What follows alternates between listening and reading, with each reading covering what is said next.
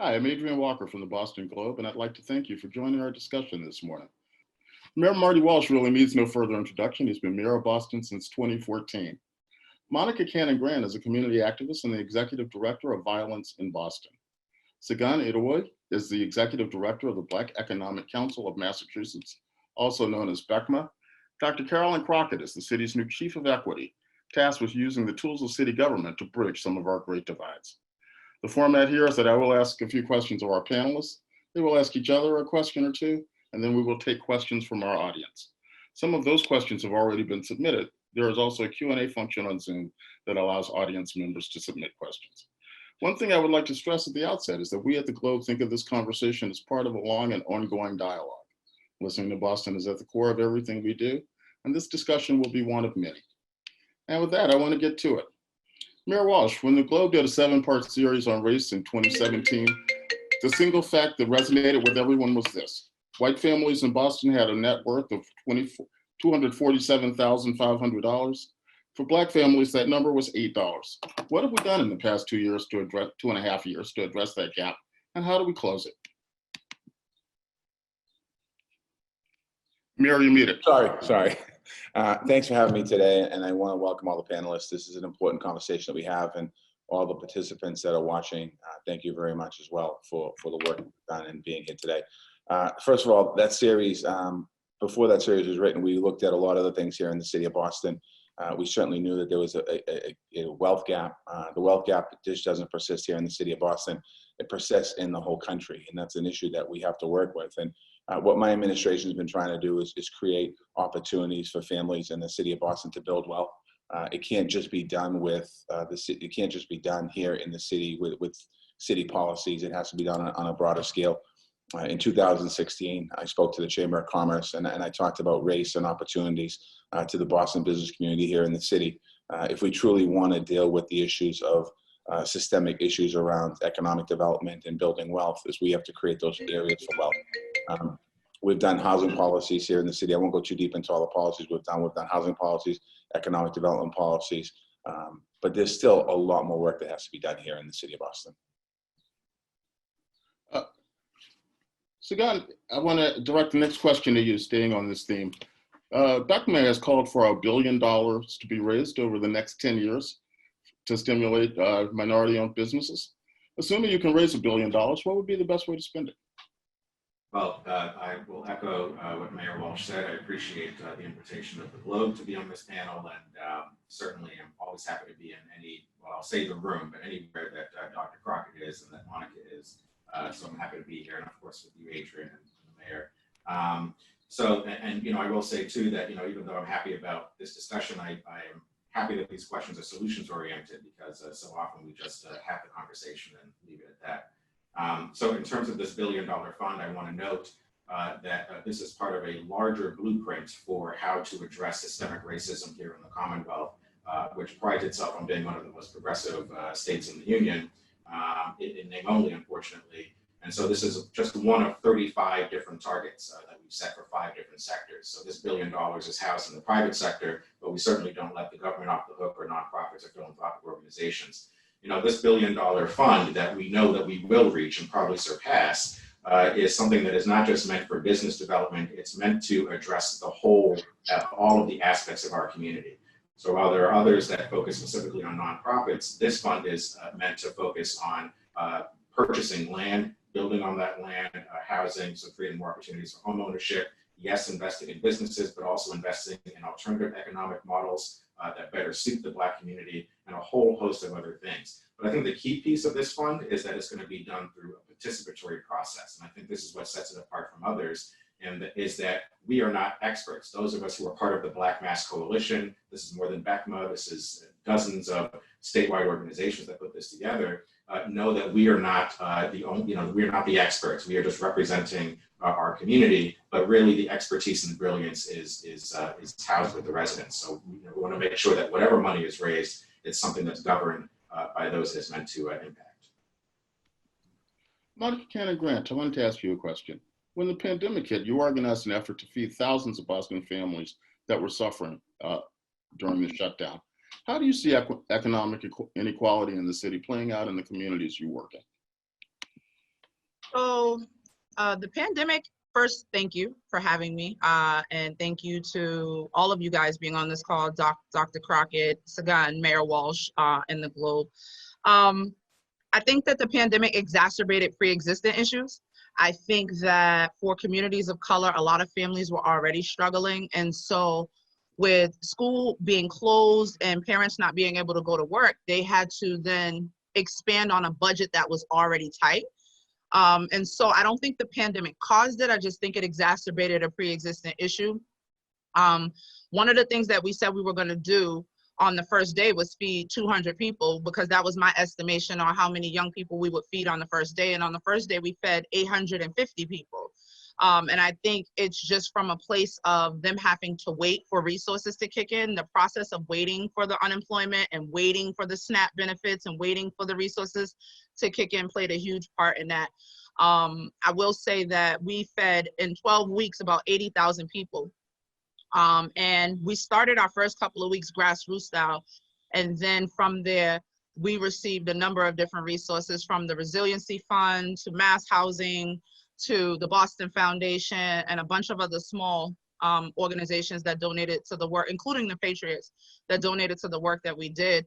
But I think for me, one of the programs I plan to build on is our Backpack 68 program, where we feed BPS kids from Friday to Sunday for the hours that they're not in school. Because prior to COVID, we had about 5,000 plus BPS kids that were, you know, living in shelters, hungry, homeless, etc. So. Yes. Dr. Crockett, I wanted to ask you a question in your new capacity as Chief of Equity for our city. What are some of the things the city could be doing that it isn't doing? And have we suffered from a failure of imagination in addressing racism in Boston? Yeah, that's a great question. Adrian, thank you. And thank you so much for bringing us all together. I appreciate the fact that we can now be engaged in a big tent conversation. We have big tent issues, and the need is enormous. And so we need everyone swinging at this. I also want to really acknowledge Sister Monica for all the work that you've been doing to bring people out into the streets and to feed people and to make sure that we're really listening and moving on the work that needs to be done. You have been doing yeoman's work, and it is so important, and just thank you and acknowledge you for sure. Brother Shagun, similarly, I think the work with BECMA is essential. There's a big table here. There's so many deep needs that you have really led the charge on in terms of helping the city understand what we need to do. It's about the private sector, and it's about government. And so here, again, Mayor Walsh's leadership in trying to think about the role that government can play in addressing equity and really taking on these issues is essential. So Adrienne, in my new capacity as Chief of Equity, my role is to really bring an intersectional equity lens to thinking about what government is doing and what we're not doing. And so there's work to be done inside of City Hall. There's work to be done across all cabinets and departments to really think through what is it that we're doing to push the needle on our racial inequity. How can we address that? How can we think about health inequities, economic inequities, the racial wealth gap that you started us talking about, front and center. And there's work to be done outside of the building. But we are very clear, and the mayor has said this today, and will continue to say this, we can't do it alone. So we need folks in all sectors, and we need really strong leaders like Sister Monica, Brother Shagun, to really be in partnership with us. And I'm excited to be at the table as well. Mayor Walsh, defund the police has emerged as a slogan of activists around the country. In the city budget debate a couple of weeks ago, you agreed to cut police overtime, but that's, I think we can agree, a relatively small concession. What kind of police reform do you think is needed in this moment, and what would you support? Well, thank you. I think that when people talk about a small cut in the budget, $12 million, it's a cut of $12 million. And over the last several weeks here in Boston, we've seen many more calls for fireworks. We've seen many more calls. We've seen more violence in our city. We've seen 7 people killed in the last 10 days. We've seen our shootings going up. Part of that, I think, is due to the COVID-19 crisis and a lot of desperation on our streets. Monica can certainly talk to that a lot more in a little bit. But I think that, so when we talk about cutting, it's not about cutting. The conversation actually, as we get towards our budget, part of the problem was our budget timing. We were in the midst of our budget debate when people were talking about cutting police overtime. And that conversation quickly started shifting towards defunding the police reallocating the money. So with the $12 million, we're reallocating into mental health services in different areas. And I think what we have to do moving forward is kind of take a look at policing to see what is the role and responsibility of police officers. They get called oftentimes to scenes that, quite honestly, it shouldn't be a police officer, it should be a counselor.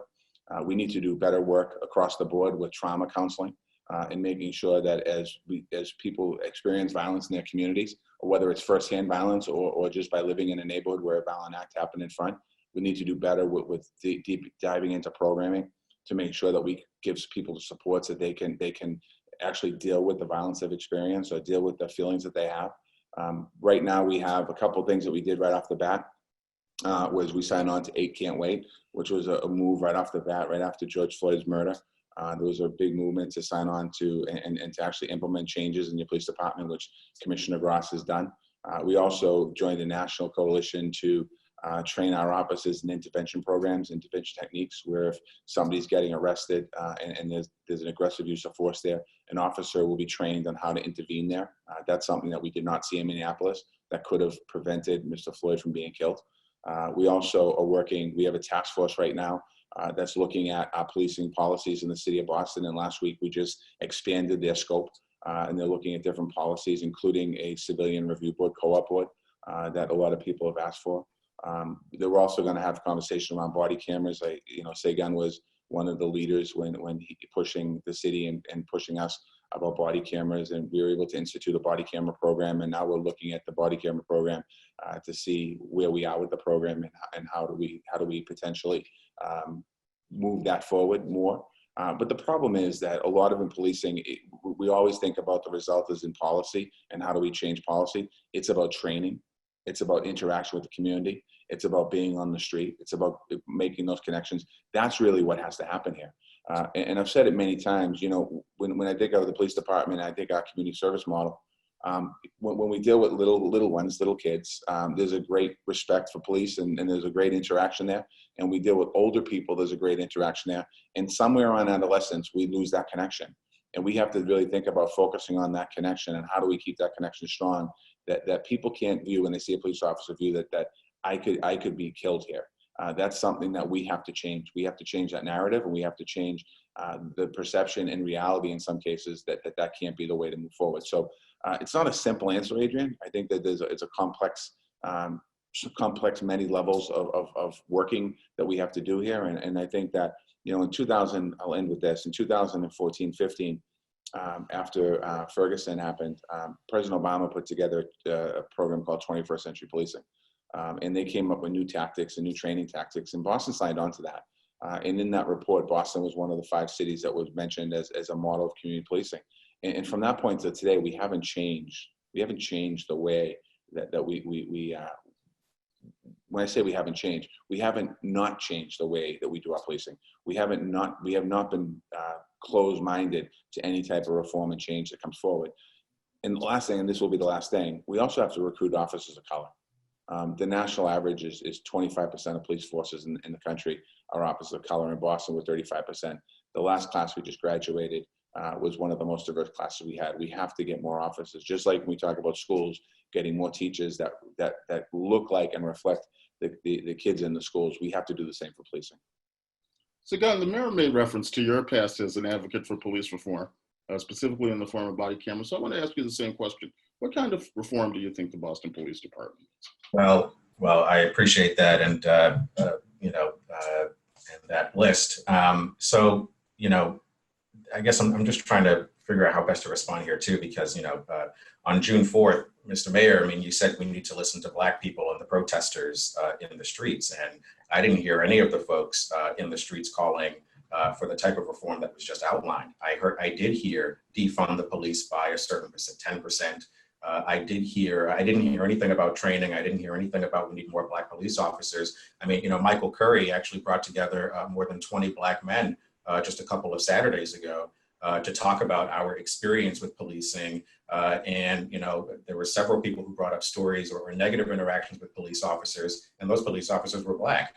When I looked at Atlanta and I saw police officers pulling out a Morehouse and a Spelman student out of their car, tasing them just for being out 2 minutes past curfew, those 4 of the 5 officers were Black. And so I don't think this is an issue of training or having more officers that look like us. I think it is moving toward what does community look like? What does it look like for our community to take care of our own problems? I mean, you referenced all of the issues that are happening now. You know, more people are calling police because of fireworks. There's more violence in the city. But the only reason why people are calling police is because we've not begun to have that conversation of what does a society without police look like?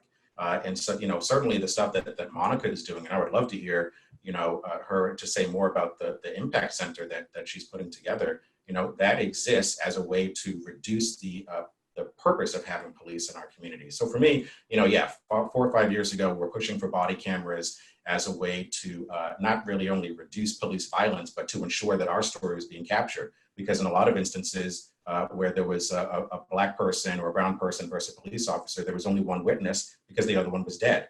And so body cameras were a way to ensure that there was some third party that could share our story and show what led up to those negative incidences. But, you know, now where we are and where I am from my thinking is there is no more conversation about reform. We can't reform a system where it was started at the end of the day under the slave codes to track me down and hunt me down anyway. So this isn't a conversation about reform. Really, this is the reason why, you know, between the end of May and early June, there were 100,000 people on the streets of Boston. Monica led 55,000 of them, is because people are done with talk and they're done with reform. What folks want is to imagine the new world. And for those who are supposed to be our leaders to lead us not only into imagining that new world, but making it come about.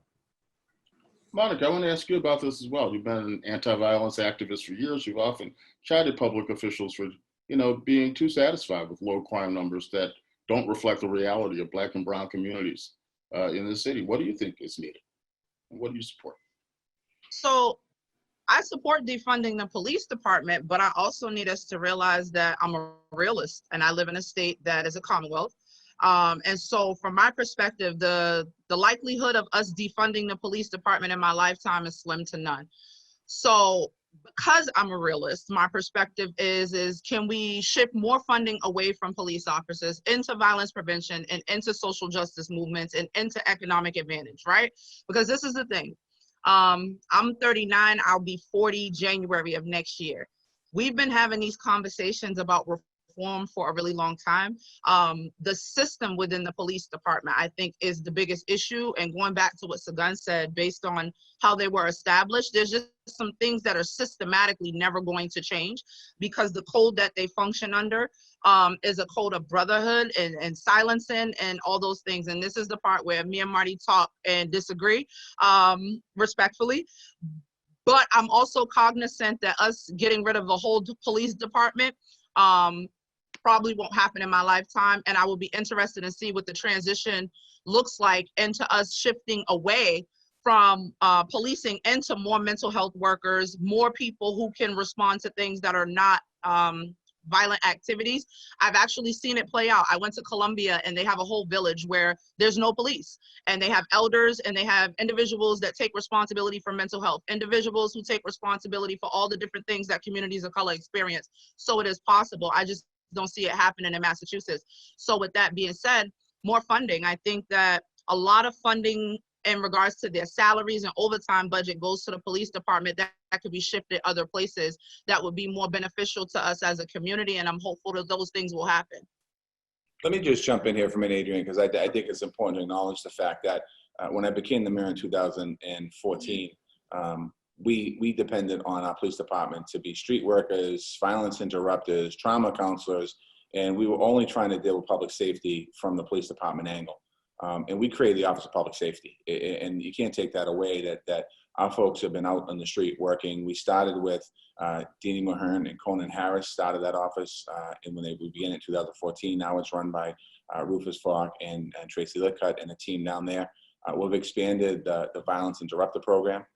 We have a SOAR program now on the streets, which are out in the streets, preventing a lot of violence from happening. We're also expanded the trauma counselors in the city of Boston, and we have more trauma counselors out in the streets.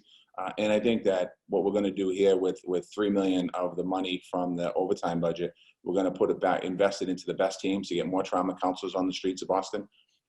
In Say Guns world, I think I appreciate that, no policing, and that would be a beautiful thing in a perfect world, but unfortunately we're not there yet. And there's a lot more work that we have to do. So I think when you reference that that's not enough or we haven't done enough, I think that it is about reform. It is about conversations. It's about having a better system and weeding ourselves off having more police in the streets. If we could do that, I would love to see that. In Boston last year, we had 20-year low in crime and in homicides. Okay, that's great. Pat ourselves on the back for 30 seconds because 37 mothers and fathers buried their loved ones. So until we get to a point where we can have a system that works for everybody, we have to make the system that we have today be the system that works. Now, if you have ideas on how to do that, I would love to hear them because you've never shared those with me. So I'd love to hear those ideas about how we move forward to that type of system. We are going to look at other places like Eugene, Oregon, which has a separate kind of look at trauma. When 911 calls come in and it's really a trauma call, it's not really a police matter call. We're looking at those systems around, not just here in the United States, but we're going to look around the country. And last thing I'll say on this point is I spent a lot of time on the phone with a lot of mayors from around America, and a lot of the conversations that are talking about defunding the police, what do we do in place of that? Because a lot of people still are like, what does that mean, defunding the police? It's about reallocation, and we reallocate when we can reallocate. We're going to have to cut $12 million out of this year's budget.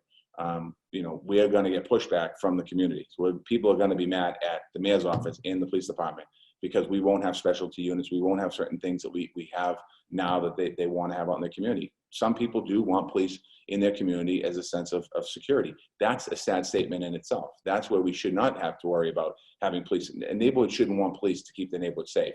We should be doing a lot more. And this conversation is going to be about economic development. This conversation is going to go back to Beckman's fund of $1 billion and creating wealth. It's going to go back to a lot of private funds that should be creating wealth for people and creating opportunities. It's going to go back to really concentrated investments at the city of Boston, in the state of Massachusetts, and the federal government right now. We don't have a partner to make those investments. Those are the things we have to do. Adrian, can I add something? Go right ahead. I also want to add that, one of the things that has been frustrating through this process is there are a lot of young people, and myself as an activist, that protested that got us to this point, right? To the point where changes are being made. It was multiple young people who were protesting and having conversations with Mayor Walsh. I'm having conversations with Mayor Walsh, and just multiple activists who are making sure that we bring the voice of the people to the table every time we have these conversations that got us to this point of changes being made in the city of Boston. And so I guess my perspective is we have to keep advocating in regards to presenting plans, right? So if there's something that we want to see happen, being able to say, hey, Mayor Walsh, we want this to change, but also here's the plan. One of my biggest frustrations is people do a lot of these things need to change without supplying an actual plan of what it looks like. And so I have this model of not asking for permission, but asking for forgiveness. And I think that that's how we have to approach this. Is when I go in the door, is look, this is what it looks like. This is the benefits of it to the community, and this is what needs to happen. I think we continue to have those conversations, and young people continue to voice the things that need to change because it's working. Right. Dr. Crockett, I have a question for you. We're seeing this push for economic equity as well as a push for police reform. How do those two movements intersect? How do those two things relate to each other? They absolutely intersect, Adrian, so thank you for the question, because we have to think about a city where people feel safe, a city where people feel like they're connected to the city, and they can move around and do what they need to do, and that government is supporting that. So in terms of the police conversation, I think there's more to do, as the mayor has laid out, but we also recognize that there's a longer history that's here. As a professor of history, I'm always trying to inject a little bit of a historical perspective here, and appreciate Monica's point about the fact that over the course of her lifetime, this has been an ongoing conversation, a sense of possibility, but looking for what else. And so in thinking about the 10-point coalition's work, the Black Ministerial Alliance's work in the 80s and 90s to really make sure that community-based reform and conversation was front and center, we are still in that discussion space of how to have more people in the conversation and pushing to help us think about what is the role of the police, How can we think about their function? And how can we recognize the fact that over the last 20 years, the police budgets in force and coverage has expanded in such a way that, as the mayor said, we're turning to the police to solve things that are much beyond the police's purview. So how do we understand trauma? How do we understand what people need? How do we understand public health? And that is a really clear point about our overall response in terms of how we take care of people.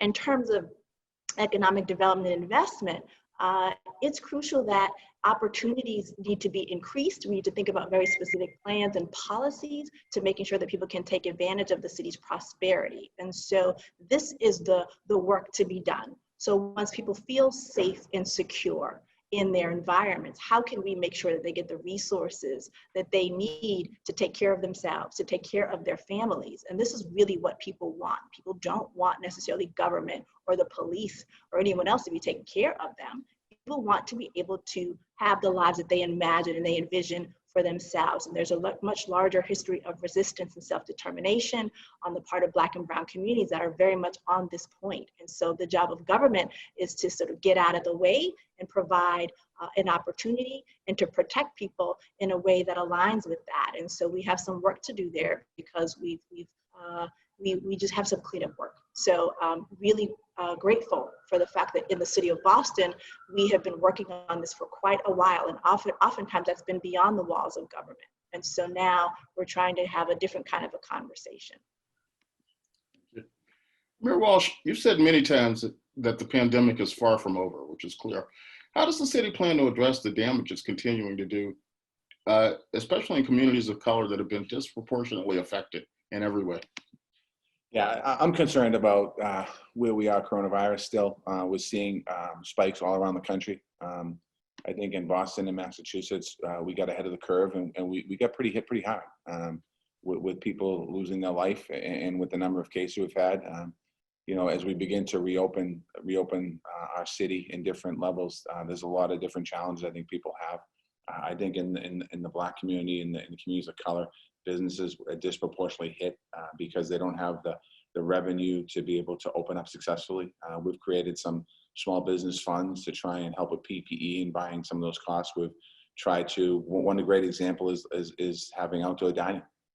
You know, when we opened up the outdoor dining and we made it easier, you know, I'll give one example, the North End, we had, 100 applications within the day to open up, have outdoor dining. And in the communities of Roxbury and Mattapan, I think we've had under 7. When you think about it, it's not for lack of wanting to open outdoor dining, it's that businesses aren't there. And I think that we have to be more intentional when we make our planning for those areas. And I think it goes back to also getting private investment in our communities.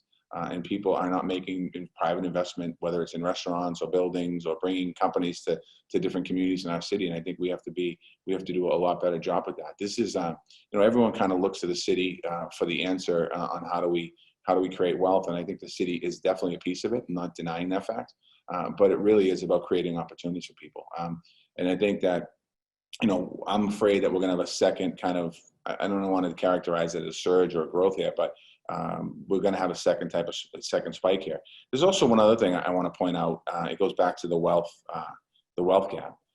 There are people that work in our service industries that are people of color that are working in the restaurant hotel industry.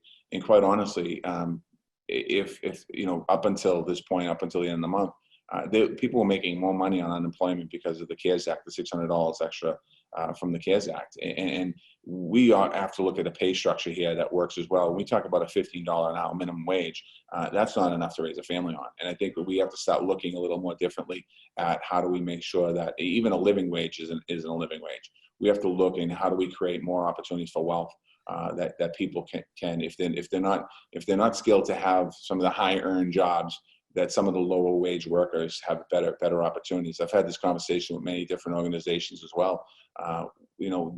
That's where a big glaring gap has been. So I'm concerned all around with COVID-19. I'm also concerned as people go back to work, those jobs that communities of color go back to, it's in the hotel industry, in the restaurant industry, they're not coming back anytime soon. People aren't traveling. You look around the country, you know, I think there's about 7 states in the country right now that are in the safe zone, if you will. I don't know, I'm making a definition there, but in that zone where they're not seeing increase in spikes in cases. No one's traveling. No one's going to come to Boston and go to stay in our hotels and go to our restaurants. And all of those workers are the ones I'm concerned about. So that's where we need a federal government partner that looks in extending the CARES Act to make sure that we protect the workers that we have here, because the city and the state, quite honestly, doesn't have the resources to do that. So again, I also wanted to ask you about the economic impact of everything that we've seen lately and how you think government and the private sector can work together to address it. Well, so, you know, we surveyed our members back in March.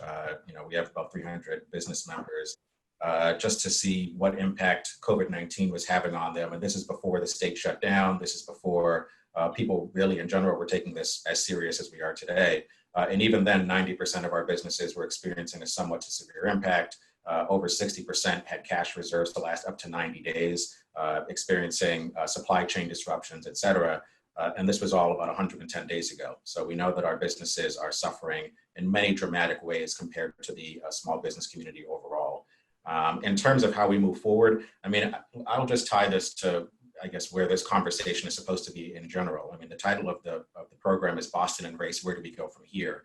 And so, you know, I think that the purpose of this conversation and anything that happens thereafter is envisioning what the new world should look like. You know, so the job of, you know, folks like, you know, the mayor or the governor or other elected officials is not really to tell us no or what can't be done, but rather to ask us how and to work with us to do that. I mean, to Monica's point about having a plan, you know, when you ask this question of what we want to see happen, there's a 30-page document called the blueprint that we published 2 weeks ago that lays out what that plan is. BACMA itself sent to the mayor. I mean, I sat down in January with the mayor with a whole list of things that we could be doing. In May 2019, we presented to the mayor's office and to others about what we should be doing about contracting and other ways of getting commerce to Black businesses and growing Black businesses. But, you know, these conversations don't happen in a vacuum. I mean, Black people have been delivering plans on all of these things for decades and decades, as well as the last 7 years. Again, this is all about, so I'm happy to answer this question about how do we do this, but I'm also just not going to be saying anything new compared to what I've said, you know, last year or at the hearing the city council held 2 weeks ago on contracting alone, or the hearing in April that the city council held on an equitable recovery for the Black community in Boston. I'm not saying anything new. Senator Wilkerson isn't saying anything new. Kia Baker Gomez isn't saying anything new. You know, so, you know, for me, it's not really about what are our ways. It's really, you know, for the mayor, since he's here and he's like the most powerful person in the state, you know, what I guess is your vision for the economic recovery for Dr. Crockett's office, being that she's now chief of equity. That's really what I would like to see, you know, what is disagreed with that we've presented or what is not able to be done that we should be rethinking. I mean, those are the things that matter to me more than what our vision is, because we presented that. But I'm interested in what the halls of power who actually can make these things happen right now, like at noon, the mayor could sign an executive order on whatever, right, to make some of these things happen. I'm interested in knowing what the halls of power think about what these plans that have already been delivered, whether it be for policing. I don't have to have the plans because Young Abolitionists and Black Lives Matter Boston, all of them have given the plans. For economics, BACMA has given the plans, as well as the NAACP and Urban League. So I'm interested in what is disagreed with or what you think can be moved on. So right just so we're clear, when I mentioned plans, I was referring to specifically defunding the police, not the economic piece. And other pieces is this. I think that we need to have a conversation that we don't have enough that includes the mayor, but also other elected officials in this city that choose to speak on our behalf that don't have our best interests at heart. And also the governor, who in the midst of all these conversations decided to give between $1,000 to $5,000 in bonuses to police departments as incentives to do things that they should already be doing.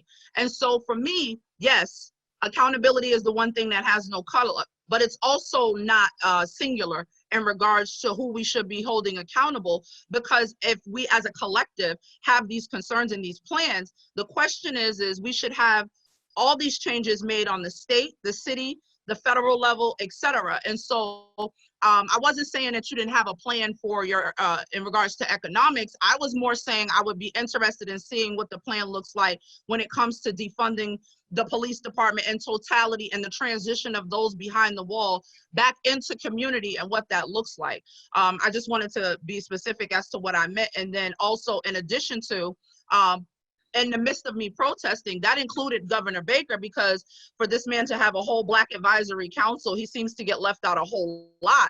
And I think that when we do the accountability conversation, it needs to be a collective, including those Black and brown elected officials that look like us, who always don't have our best interests at heart, and oftentimes their own special interests. And so this is not to obscure Marty, but this is to say Marty and also the governor and also the elected officials who could have put us in a position, and I know you understand when I say this, the inside-outside game, Sagan, right? So those who could have been like, okay, I'm putting forth this legislation, and I need you guys to protest on the back end to make sure that this push happens and collectively make sure things get through. I just, you know, my frustration is a collective frustration at this point, because I'm watching things happen both on the state and city level that could be avoidable. And so that was what I was referring to. I just wanted to be clear about that. I know Black folks have a plan. I'm a Black woman. We stay with a plan. But No, I understand. making sure all bases is covered. Let me just jump in here for a minute. Let me ask you a question. This is a unique moment in time. Oh, sorry, Adrian. So give me 2 seconds. This is a unique moment in time. You know, after George Floyd was murdered, there were protests in the streets of America. And I think with those protests, and I said this at my first press conference, it's time to listen. It's time for all of us to listen. It's time for white people to listen. And it's time for us to work collectively together. I appreciate plans, and I appreciate the work that Beckman has done. And Sagan and myself had several conversations about whether it's contracting or different things like that. But it is a moment in time for us to collectively work together to move forward. And I think that, and I'm not saying this is not happening on this call, on this meeting today, but it's not about pointing, in my opinion, it's not about pointing fingers. What have you done? What haven't you done? What have you done? What have you done? It's about how do we collectively move forward together, and how do we take some of the plans that are presented to the city of Boston, and how do we look at those plans and what hasn't been integrated into the work we're doing? Is there an opportunity right now to integrate it? Because there's a sense of urgency in this work right now. And this is an opportunity that, as a mayor of Boston, I am not gonna let this time pass and let it's not an opportunity, this time pass to really make deep, lasting, systemic change in whether it's an organization, in my organization, or in society. And this is what we have to have these deep conversations on. Sorry. Okay. But Sagan is saying that there have been plans and that somehow they go to City Hall and they die. You know, recognizing that you're not all powerful, but still, why does that, is that true? And if so, why does that happen? Well, I'm certainly. Just a second, if I could just jump in. I'm sorry, Mayor, but I wanted to be sure to be able to open up the discussion so that I can move forward with meetings with Monica and Sagan, because I don't know all of these conversations or plans, but I would love to be able to get very quickly up to speed, because the need to drive down intersystemic change is critical. And it's not just about an initiative or a program. That's not what this is. It's a much bigger conversation. And so just want to be sure to extend an open door and an opportunity for me to be able to be brought up very quickly, because it can't just be about plans or ideas that sit on a shelf. So Sagan, I look forward to sitting down with you and actually having a very direct conversation immediately, Monica as well. So sorry, Adrian, I just wanted to be sure to get there, and Mayor too. All right. Thanks. Thank you, Caroline. Thank you, Adrian. You know, certainly I'm proud of the work that we've done here in the city in recent years. I acknowledge that there's much more work to be done.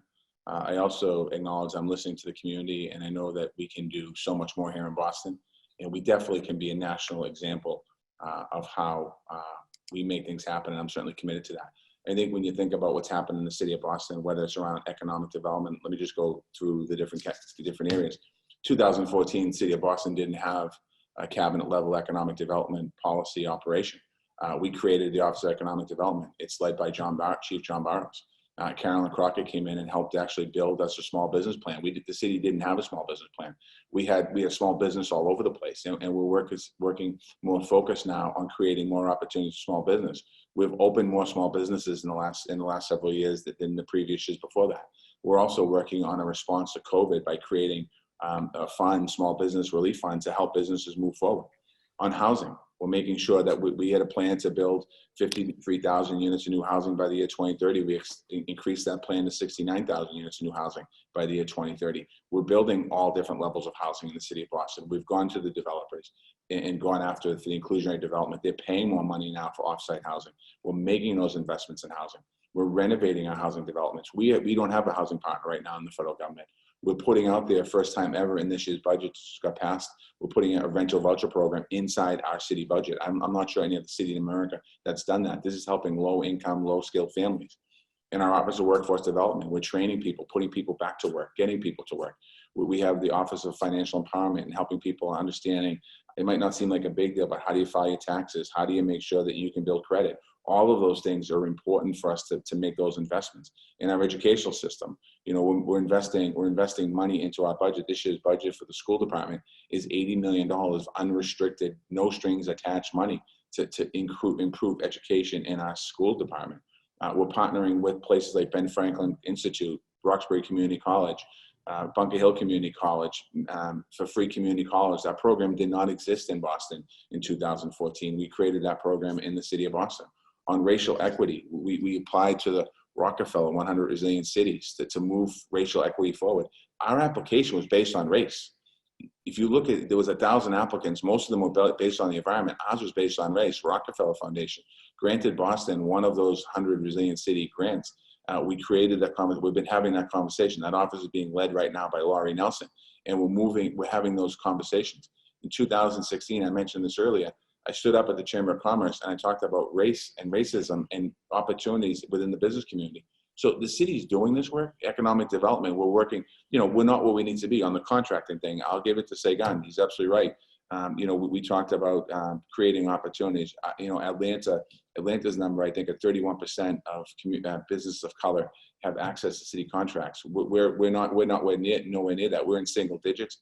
In the first 3 quarters of this year, we went from 4% to 6% to 10%. During COVID, however, we're 31%. So again, you know, it's not a pat in the back. I shouldn't get a pat in the back for that. We have a lot of work to do there. We have a long way to go. But this is a system that we all inherited, and we have to continue to make the changes as we move forward.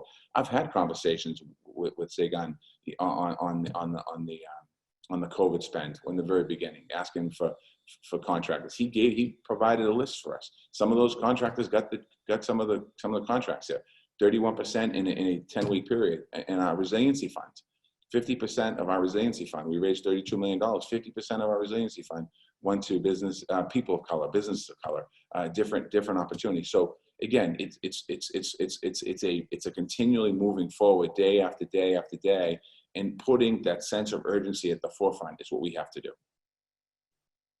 So Adrian, if it's all right, I just want to add that, well, a couple of things. So first, yes, I mean, credit is to be given where it's due. I will say that for my particular interest, I care about Black as opposed to people of color in general, because people of color just means non-white. And that, you know, when you actually break down the numbers, particularly when it comes to contracting, you know, 5, 6, 7%, 10% may go to minority businesses, but we know that it's way less of a percentage when we think about Black businesses in general. And if I can be forward, I mean, I think a conversation like this is particularly about the Black community, given that it's me, Monica, and Dr. Crockett and Adrian leading the conversation, as opposed to something more broadly as people of color.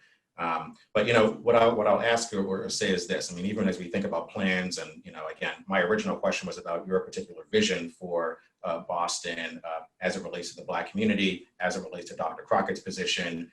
You know, it's great that all these positions have been created, but you know, we created the Economic Development Department. We were still at 1% last year, and now we're up still in single digits. So just creating the departments doesn't matter. It's also about the power that these positions have. You know, I will say for me personally, I adore Dr. Crockett, and she's one of the crown jewels, not of the Black community, but of the city of Boston. But what I will not allow to have happen is Dr. Crockett to be there in name only and not have the actual power to carry through what she needs to do. In my mind, the chief of equity ought to be essentially have the same powers as a deputy mayor, someone who is almost as powerful as you, Mr. Mayor, in order to carry out what needs to actually happen. In order to make sure that this city does what you said 4 weeks ago, which is to eliminate or defeat racism.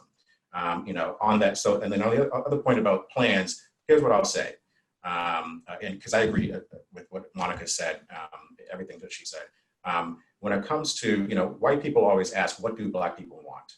And James Baldwin actually has something that he said back in the 60s. I can't remember, it was at UC Berkeley, I think, and he said, white people know one thing in this country, and that's that they don't want to be Black. And if you know that, then you know exactly what Black people want. And so when you operate from that perspective, then when it comes to policing, when it comes to economic development, when it comes to education, housing, et cetera, it should be clear what Black people want, because you know what you don't want to experience. So, for specifics, because I know we don't have a lot of time, and, we're going to get to audience questions, but, all these things that we've talked about, great platitudes, great words, but what I want to see come out of this call are specific commitments, because I agree with Monica about having, getting to other electeds. So I would love to see the Globe follow up on that call to make sure that the next conversation like this is with Governor Baker, is with the treasurer, is with Maura Healey, is with all of these other electeds who play a critical role that impact Black communities. But for the time being that we have, the chief executive officer of the city, I want to know that there's a commitment on the part of the mayor to help the Black Mass Coalition and the Black executives achieve their fundraising goals. I want to know that on contracting, John Barrows says that Black businesses make up 11% of the business community in Boston. So I want to know that there's a commitment on the part of the city to do at least 11% contracting with Black businesses in the city of Boston. I want to know that the mayor is supporting HD 5166, which is going to guarantee that we're not evicting people for up to a year because of COVID-19 throughout the state. I want to know that the mayor is supporting all of these other efforts that are being led by Black people. It's great that the mayor is listening and that the city councilors are listening and other appointed officials. But the point of elected and appointed officials is not just to listen; it's also to follow through on what people are demanding. My white neighbor can listen to me all day when it comes to racism and my experiences, but that's not what I need an elected official to do. I need them to actually act on making sure that not just me, but my children and my nieces and my nephews don't experience this as well. So that's what I would love to hear in terms of a commitment from the chief executive who needs to be successful. We need you to be successful. We need you to be a leader in this front. So it's really not about criticism, but about here is what we are saying needs to happen. And on your part, it's okay, great. Now let's work together to make it happen. But it needs to be in more than words. It needs to be in action, so that the next time you have this conversation, I assume before the election, right? So just to talk about this, how far we've come, we can talk about all of the successes we've made in achieving that vision that we've come up with together for the Black community here in Boston. Thank you. Let me just respond a little bit there, just to first of all, Quickly, please, because I want to get in at least some audience questions. I have to respond a little bit here, Adrian. Okay. I don't wait for an election to say what I've done or haven't done. I talk about every day. The new Commonwealth Racial Equity Fund. I had a meeting yesterday with the members of that council and told them that I'm committed to helping them raise money and get to their goal and exceed their goal. The eviction legislation you're talking about, actually, we in the city of Boston, before any legislation was done, put a moratorium on evictions and foreclosures here in the city long before that.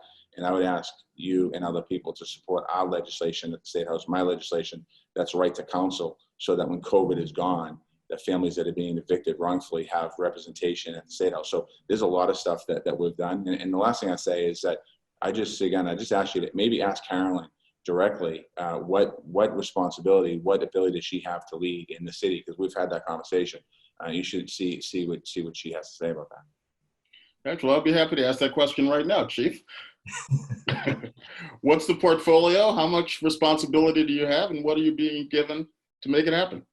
Yeah, thank you. And really appreciate this exchange between the mayor and Sagan, particularly to really highlight what is the work of the Equity Inclusion Cabinet and what is my charge as the Chief of Equity. And it is very much to be in conversations like this, to listen and to move to action. So this is not about, again, as I said, an initiative or a program.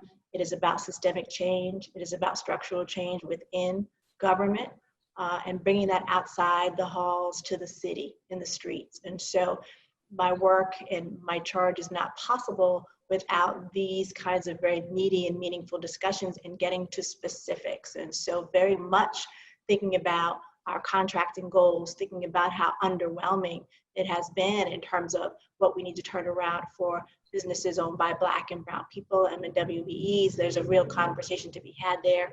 My charge is to really make sure there is a way that we can stand up equity policies and agendas inside the hall and outside. And the fact that I was hand-pointed and hand-picked by the mayor tells me that the mayor is focused and is committed. We had a real conversation about what this means to express the mayor's vision on equity, and then what it means to kind of speed up the movement, because we have been here for a while. These are not all new, these are not new issues, but there's an urgency to move right now that is palpable in the city of Boston and around the country, because we have been waiting and we have been moving too slowly, waiting too long, moving too slowly, and the mayor feels that and has that fire in the belly. And that is what helps me to be able to be clear about what can be done and how important it is to move now. So to have the chief executive be very clear about that, and to be in conversation with folks who have plans and have alliances and have very specific ideas about how to get it done is important. I'm not new to government. I'm not new to making policy, and I'm not new to making change, but this is a new moment for us to really do something. And so I'm committed to that myself, and have the real support of the hall and the mayor, and that makes all the difference in the world. So look forward to picking up this conversation immediately, even this afternoon, once we jump off of this, and really delighted for the forum. Thank you. I'm going to ask the first question from the audience, since our time is running short, and it's to Mayor Walsh. Mayor Walsh, you recently announced the Boston Racial Equity Fund, and Sagan Beckma announced their Reconstruction and Rehabilitation Fund. Also recently announced was the new Commonwealth Racial Equity and Social Justice Fund. How do each of you plan to coordinate with each of these funds, and have conversations had about how all of this will work together? Yeah. Go first. Also, want me to say again? You can go first. Okay. No, I think, first of all, these aren't competing funds, number one. These are funds that I think that, and I said this from the very beginning, money is not the solution to the deep issues of systemic racism that we have in our city, in our country right now. But the fund that we have here in the city of Boston is going to assist Carolyn in her work that she's doing with her cabinet and with the departments that she's going to cross over. My conversation yesterday with the new Commonwealth Racial Equity and Social Justice Fund was a very open conversation, very good conversation. We talked about making sure that investments that are being made very thoughtful in how we move forward. We came up with an idea of how we collaboratively work together so I can help that fund raise their goal. Their goal is much higher than the goal that we have here in the city of Boston. The work that we're doing and the money that we're having here in our city is to assist the work of racial equity, racial justice, similar to what we did with the Resiliency Fund, the $32 million that we're able to invest in technology and in expanding testing in food, in organizations, other organizations we have in the city of Boston, so that they're not competing. There is enough money in this world right now that we should be getting more investment, not only with these funds, which is important, but what Sagan talked about earlier, the $1 billion fund. That I think the real intention behind that is getting really about economic development.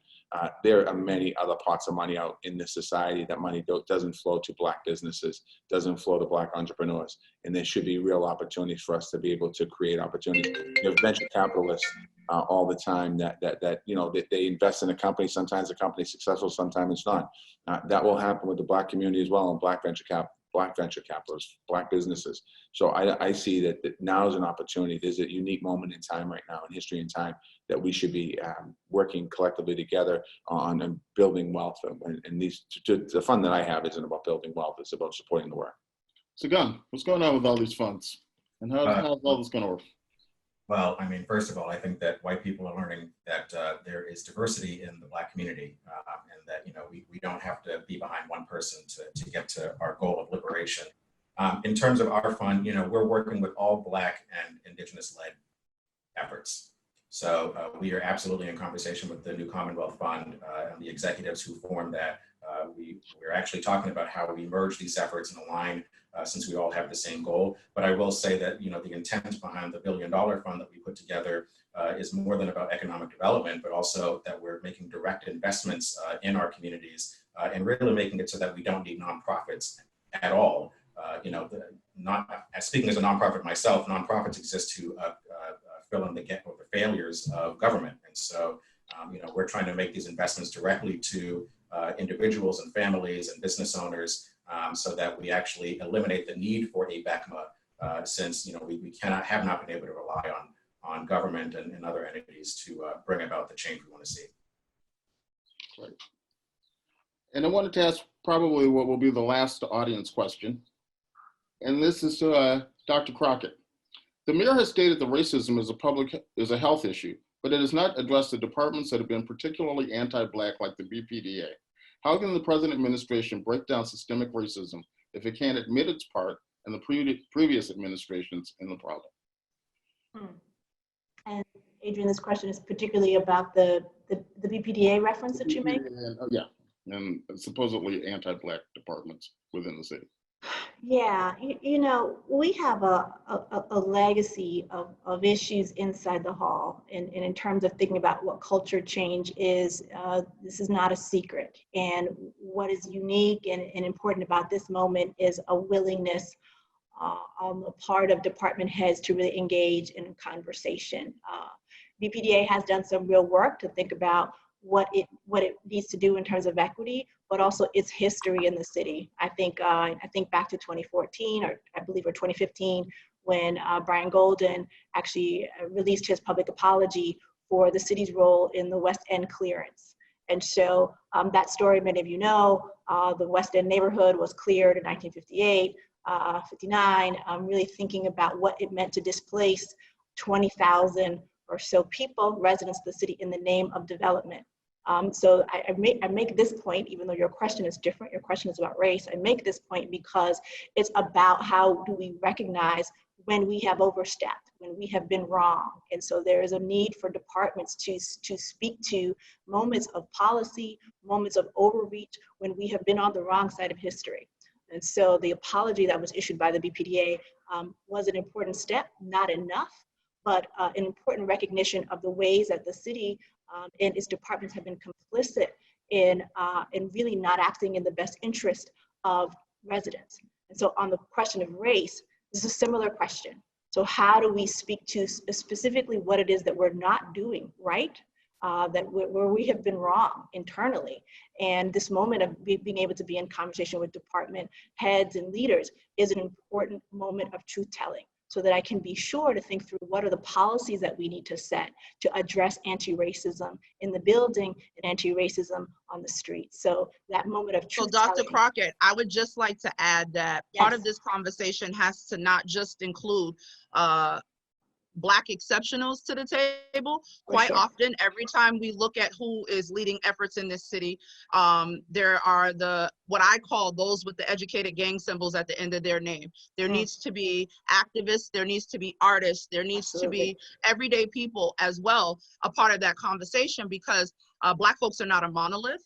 And even within our culture, we disagree on a bunch of different things. And so my hope is that in the midst of this conversation, we're not just dealing with elite Black Boston, but also activists and those of us who are on the ground doing this work, because we also are having conversations with the governor, with Mayor Walsh and elected officials about changes that need to happen. And we're on the front lines of these protests. Agree. I would only challenge and flip that around on you, Monica, by saying that is the elite Boston, the folks who are on the ground and who are having the ideas. And so as someone who is heavily lettered, overly lettered myself, I can tell you that the elite and the real change is on the ground. So thank you for that point. I totally agree.